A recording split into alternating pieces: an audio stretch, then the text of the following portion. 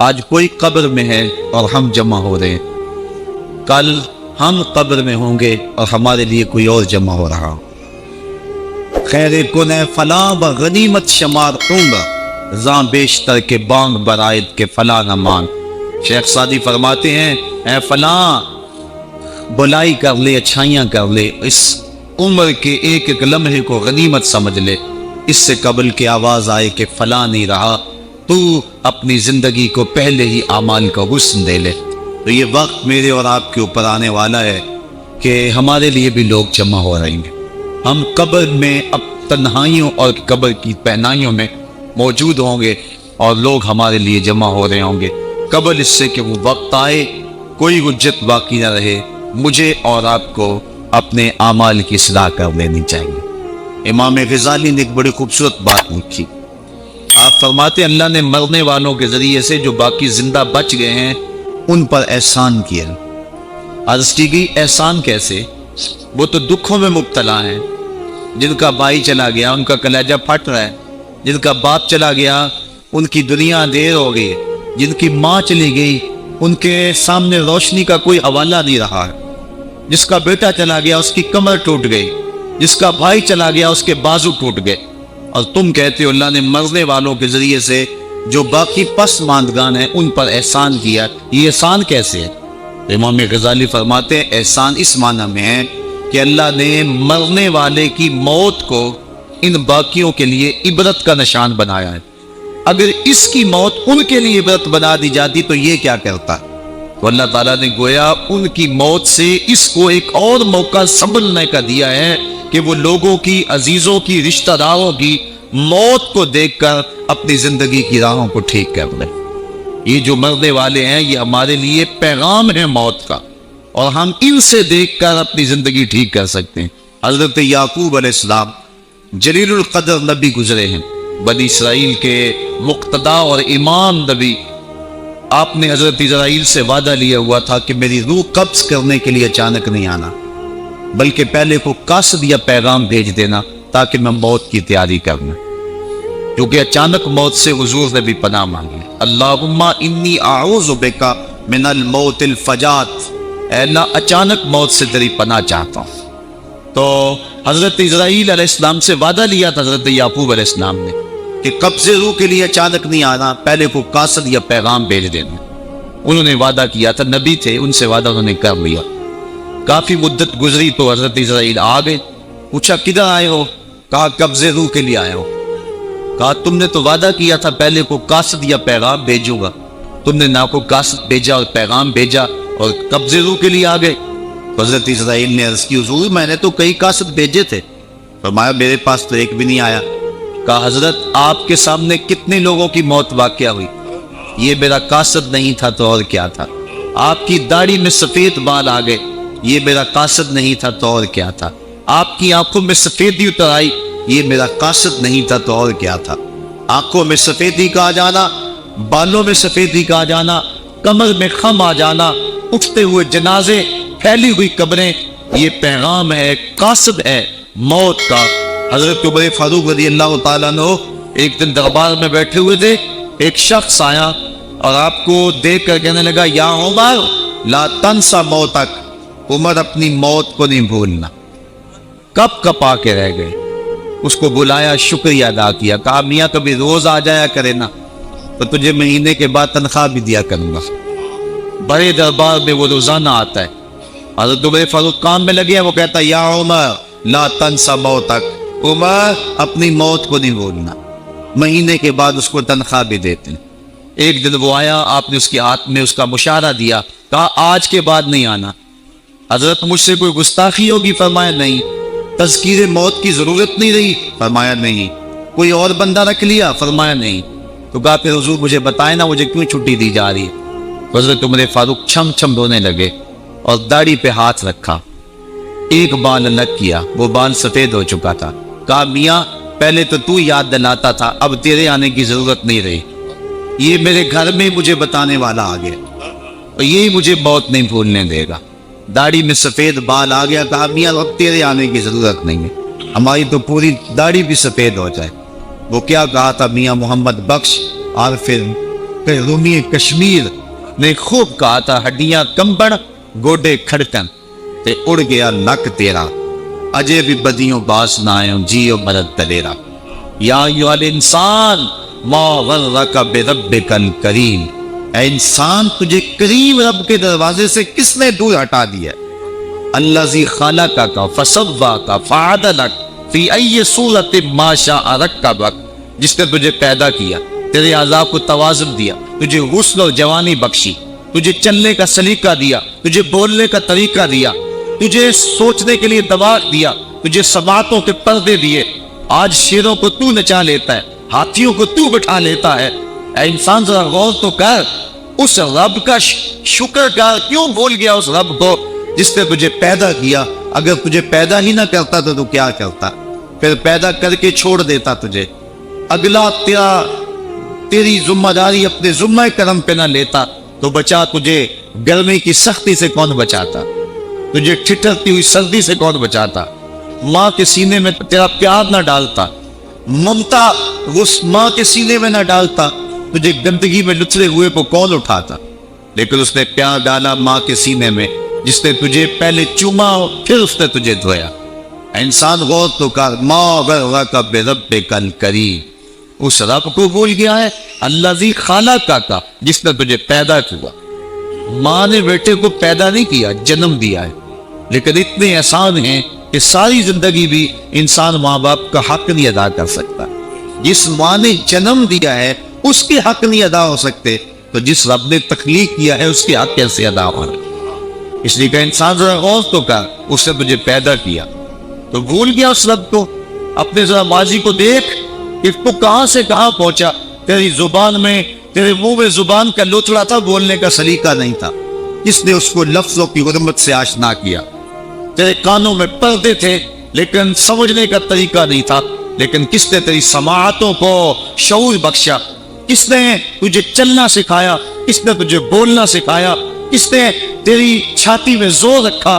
آج تو کڑیل جوان ہے، آج دولت کے انبار تیرے پاس ہیں، آج تو چودھری ہے، آج تو خان صاحب ہے، آج تو بہت بڑا عالم ہے، آج تو مفتی ہے، آج تو پیر ہے، آج تو منسٹر ہے، آج تو ناظم ہے، آج دنیا تیری بات گزار ہے، آج تیرے دماغ میں وہ قوت رکھ دی گئی کہ دنیا کو تو انگلیوں پہ نچا رہا ہے۔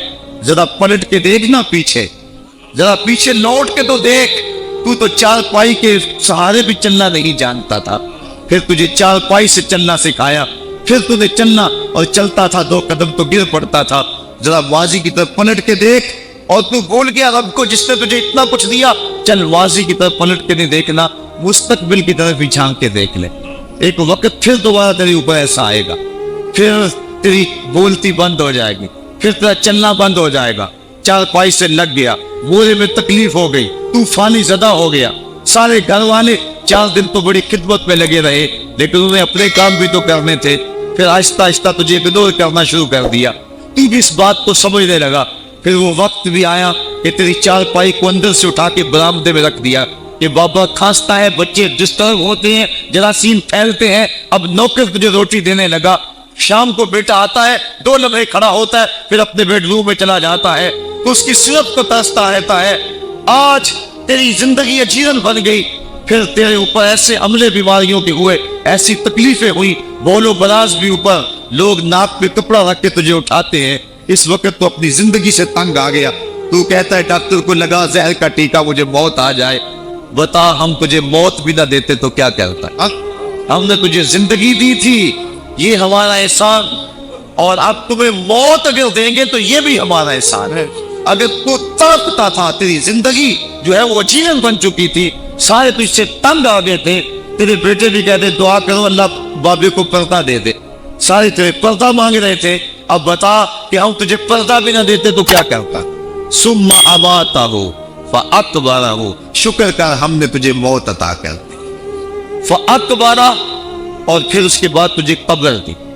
کتا بھی تو مرا تھا، گھسیٹ کے روڑی پہ ڈال دیا، بکری بھی تو مری تھی، گھسیٹ کے روڑی پہ ڈال دیا، تجھے بھی روڑی پہ ڈال دیا جاتا تو کیا تھا؟ لیکن کہا نا یہ میرا شاہکار ہے، پہلے سے غسل دو، بیری کے پتے بھی ڈال لینا، صفائی خوب ہو جائے، اس کو چٹے لباس کا کفن دو، اس کے سند پہ خوشبو بنو، اس کو سلگاؤ، خوشبوئیں سلگاؤ، اس کو خوبصورت چارپائی پہ ڈالو، اس کے اعضائے سجدہ پہ مشت ملو، اور اس کی جو ہے وہ چارپائی کے دائیں بائیں پھول رکھو، اور اب سارا زمانہ تیرا منہ دیکھنے آ رہا ہے، ذرا سوچ تیرا منہ دکھانے کے قابل ہے۔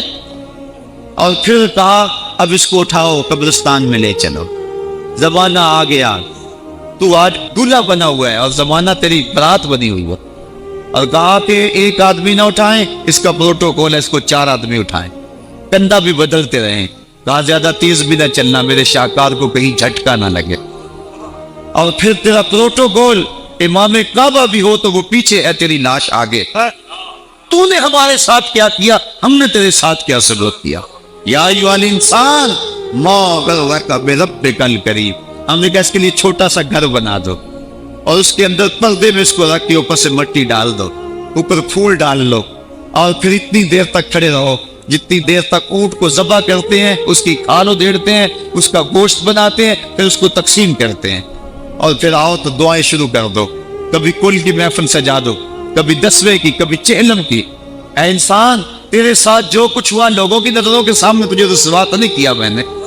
یا ایھا الانسان ما غرک بربک الکریم، ذرا پیچھے پلٹ کے دیکھ لے، نہیں تو آگے جھانک کے دیکھ لے، تجھے کبھی تو شرم آئے گی، تو کہاں بھٹک گیا، کہاں بہ گیا۔ آ جا اس کریم رب کی طرف جو 70 ماؤں سے زیادہ پیار کرتا ہے۔ آنا تو نے ہے ہی، آج نہیں تو کل آئے گا، تو کل جو کہ کفن میں منہ چھپا چھپا کے آتا پھرے گا، آج کھلے منہ ہی آ جا۔ آج میری رحمتیں تیرا بڑھ بڑھ کے استقبال کر رہی۔ روبی بن حراش ایک بزرگ ہوئے اور تابعی ہیں، تابعی وہ تھا جس نے صحابی کو دیکھا، ساری زندگی ان کے چہرے پہ مسکراہٹ نہیں آئی، وہ کہتے تھے کیا خبر میرا انجام کیا ہوگا۔ شیخ سعدی فرماتے جب تو دنیا پہ آیا تھا نا تو روتا تھا، یہ سارے ہنستے تھے۔ بچہ جب پیدا ہوتا ہے تو اور اس کا رونا اس کی زندگی کی دلیل ہے، جب تک بچہ چیختا نہیں سارے پریشان ہوتے ہیں، آواز نہیں آ رہی پتہ نہیں زندہ ہے کہ جو ہے وہ گوشت کا لوتھڑا ہے، جب بچہ چیختا سارے خوش ہو جاتے ہیں، مبارکیں کے دیتے ہیں، مٹھائیاں بانٹتے ہیں، تو اس کا رونا اس کی زندگی پہ دلیل۔ شیخ سعدی فرماتے جب تو آیا تھا تو روتا تھا، یہ ہنستے تھے، ایسے زندگی گزار تو ہنستا ہوا جائے، یہ روتے رہ جا، یہ نہ ہو کہ روتا آیا تھا روتا ہی جانا پڑے تجھے۔ روبی بن حراش ساری زندگی نہیں مسکرائے، فرماتے تھے کیا خبر میرا انجام کیا ہوگا۔ وقت بیتتا گیا، آخر میں فوت ہو گئے۔ ان کا بھائی ربیع بن حراش رسال کو بلا لایا کہ میرے بھائی کو غسل دو۔ رسال جب غسل دینے کے لیے داخل ہوا تو فوراً باہر پلٹ آیا۔ ربیع پوچھنے لگا کیا ہوا ہے؟ کہا یا تیرا بھائی بڑا عجیب ہے۔ کہا ہوا کیا ہے؟ کہا نحنو نغتسلہ وہو یتبسم، ہم اسے غسل دیتے ہیں وہ آگے سے مسکراتا ہے۔ کہا اس نے قسم کھائی تھی جب تک اپنا اچھا انجام نہیں دیکھوں گا نہیں مسکراؤں گا۔ اس کو امام ابو نعیم نے حلیہ میں لکھا، روز الامس کے اندر امام سہیلی نے لکھا، قاضی ایاز مالک اندلسی نے شفا میں لکھا، اور اسی کو امام جلال الدین سیوطی علیہ رحمہ نے جو ہے وہ الخصائص الکبریٰ میں لکھا۔ کہا یا تیرا بھائی بڑا عجیب ہے، ہم اسے غسل دیتے ہیں وہ آگے سے مسکراتا ہے، تو اس نے قسم کھائی تھی جب تک اچھا انجام نہیں دیکھوں گا نہیں مسکراؤں گا۔ آج اس نے اپنا اچھا انجام دیکھ لیا تبھی تو مسکرا رہا ہے۔ 12 لوگوں کے 2 گروہ بن گئے، ایک کہنے لگے کہ یار یہ ویسے گڑی ہوئی بات ہے، بھلا کوئی بندہ مرنے کے بعد بھی مسکرا سکتا ہے۔ ایک گروہ کہتا ہے یار بندہ بڑا اچھا تھا، ہو سکتا ہے کہ مرنے کے بعد مسکرایا ہو، زندگی تو اس نے دکھ سے گزاری لیکن بعد میں تو سکھ ملا ہوگا۔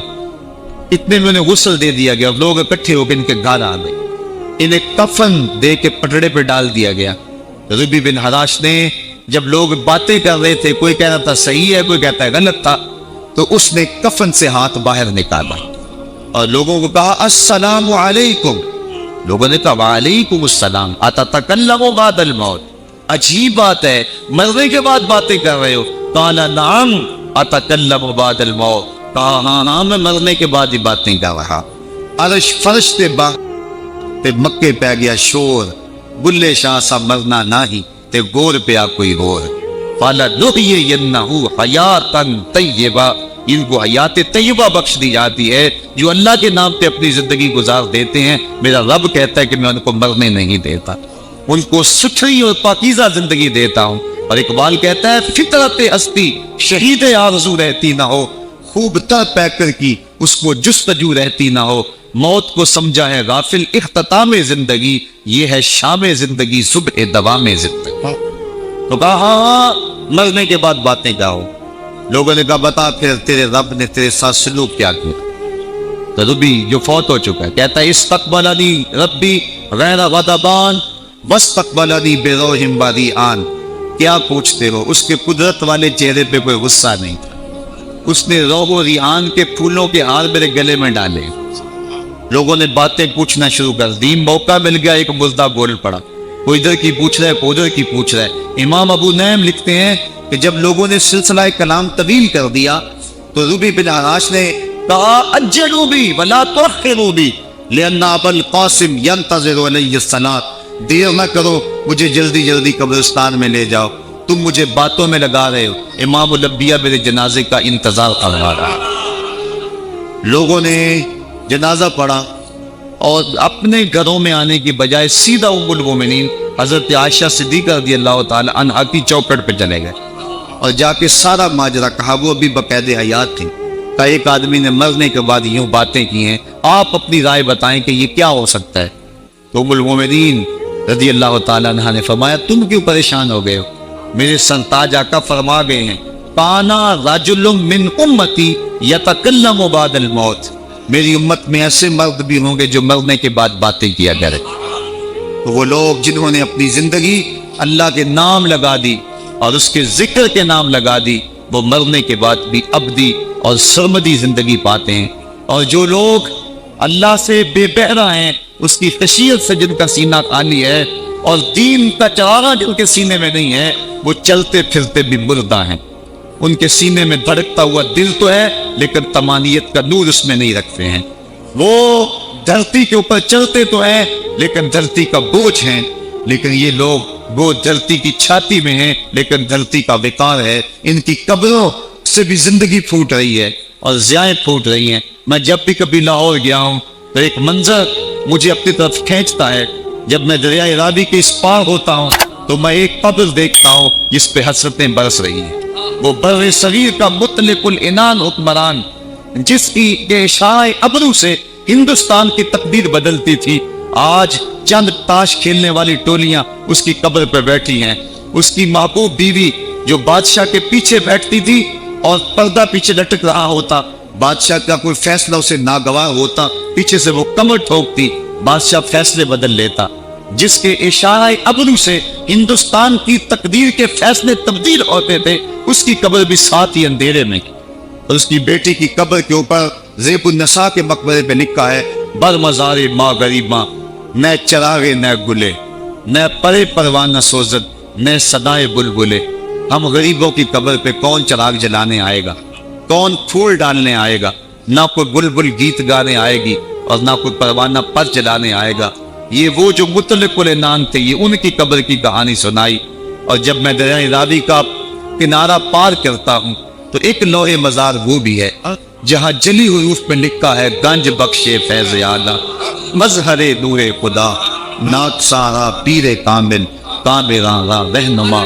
جب زندگی ایک طرح کی نہیں ہوتی تو پھر موت بھی ایک طرح کی نہیں ہوتی۔ جب دنیا پہ رہنے والے لوگ ایک طرح سے زندگی نہیں گزارتے تو ان کی برزخ بھی ایک طرح کی نہیں ہوتی۔ تو یہ ہیں وہ لوگ جن کی قبروں پہ آج بھی چراغاں ہیں، جن کے نام کا آج بھی تنتنا ہے۔ 1000 سال گزر گئے، ان کی نسبی اولاد تو کوئی نہیں ہے، انہوں نے شادی بھی نہیں کی تھی، لیکن اس کے باوجود دن کو چلے جاؤ، کڑکتی دوپہر کو چلے جاؤ، برستی بارش میں چلے جاؤ، لمبی رات کی تنہائی میں چلے جاؤ، موسم کی کسی بھی شدت میں چلے جاؤ، حکومتوں کے بدلتے ہوئے ماحول، ماشاءاللہ کی کیفیتیں، جس دور جس حالت میں مرضی جاؤ، آپ کو وہاں میلہ نظر آئے گا، وہاں ہجوم عاشقہ نظر آئے گا۔ ارے میں گسارو سویرے سویرے، خرابات کے گرد پھیرے بپھیرے، کبھی اس طرف بھی گزر کر تو دیکھو، بڑی رونقیں ہیں فقیروں کے ڈیرے۔ تو وہ لوگ جنہوں نے اپنی زندگی اپنے مالک کے نام گزاری، وہی زندہ ہیں، وہ سرمدی اور ابدی زندگی پائے ہوئے ہیں۔ صاحبو، آپ میرے اور آپ کے پاس سانسوں کا موقع موجود ہے، ورنہ یہ سانسیں تیزی کے ساتھ پگھل رہی ہیں۔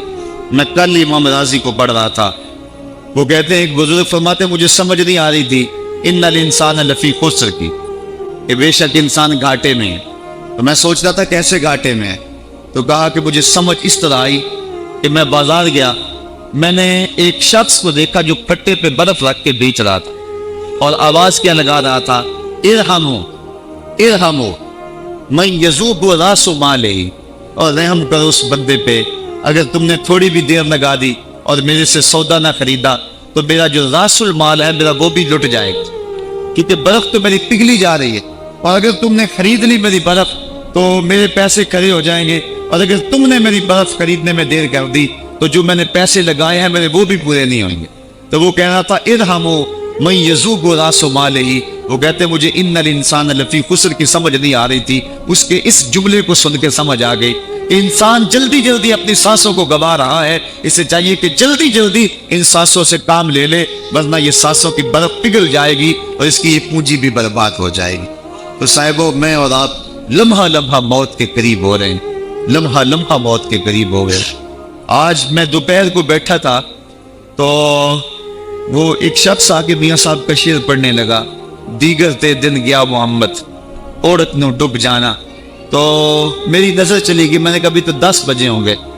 تو میں نے کہا صبح کے 10 بھی بج گئے ہیں اور پھر 12 بھی بج جانے، پھر ظہر بھی ہوگی، پھر دیگر بھی ہوگی، اور اس کے بعد پھر شام بھی ہو جانی ہے. اب ہم دیگر تک تو پہنچ گئے ہیں، اب شام کے تدلکے بھی قریب ہو گئے ہیں، تو یہ دن ڈوب جانا ہے تھوڑی دیر کے بعد. یہی مثال ہماری زندگی کی ہے. کوئی دوپہر تک آ گیا ہے، کوئی چاش تک آ گیا ہے، کوئی ظہر تک آ گیا ہے، کوئی عصر تک آ گیا ہے، اور کسی کی زندگی کا سورج بالکل غروب ہونے کے قریب آ گیا. صاحبو پتہ کوئی نہیں کہ ہمارا اگلا قدم کہاں ہے.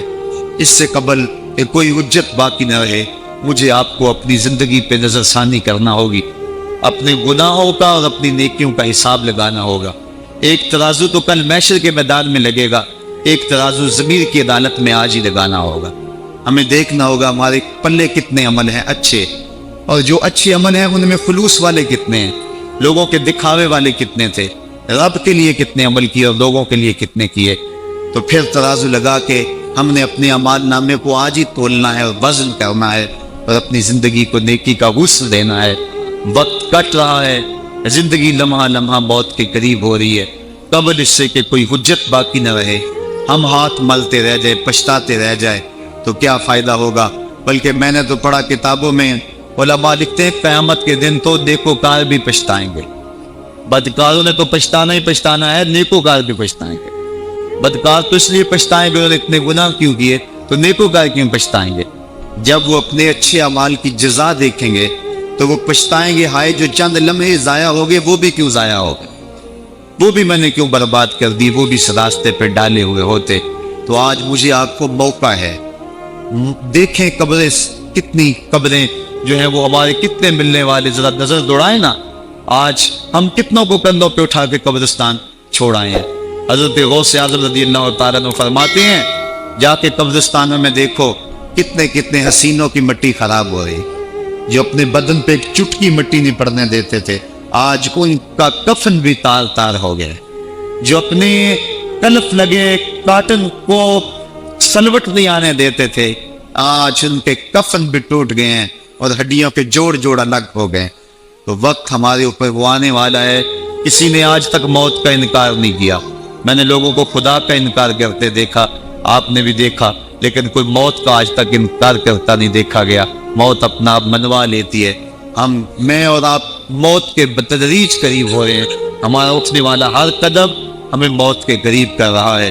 تو قبل اس سے کہ وہ وقت آ جائے اور کوئی حجت باقی نہ رہے اور ہم ہاتھ ملتے رہ جائیں، وقت پر کافی ہے ایک قطرہ بھی آب خوش ہنگام کا. جل گیا جب کھیت برسا می تو پھر کس کام کا، پھر تو پچھتاوا ہی ہوگا. آج ہم پچھتا لیں تاکہ زندگی میں حسن نیکی کا آ جائے. یہ میری آپ سے درد مندانہ اپیل ہے، گزارش ہے، اور میری آپ سے التماس ہے کہ یہ تھوڑی سی زندگی اللہ نے جو مجھے اور آپ کو ودیعت کی ہے، یہ بڑا تھوڑا سا عرصہ ہے، تھوڑا سا موقع ہے. یہ دنیا بوائی کا موسم ہے، آخرت کٹائی کا موسم ہے. جو بوائی کے موسم کو برباد کر بیٹھا ہے، کٹائی کے موسم میں اس کے ہاتھ کچھ نہیں لگتا. تو آج تخم میں عمل ڈال لیں، آج ایک بیج ڈالیں گے کل 70 کاٹ لیں گے، لیکن اگر آج کچھ نہ کیا، اپنی سانسیں برف کی طرح پگھلا دی، تو یہ اس شخص کی طرح ہے جو پھٹے پہ رکھ کے برف کہہ رہا ہے کہ میرے اوپر رحم کرو، اگر تم نے میرے سے برف نہ خریدی تو میرا راس المال بھی لٹ جائے گا۔ ہمارا راس المال سانسوں کی صورت میں لٹ رہا ہے۔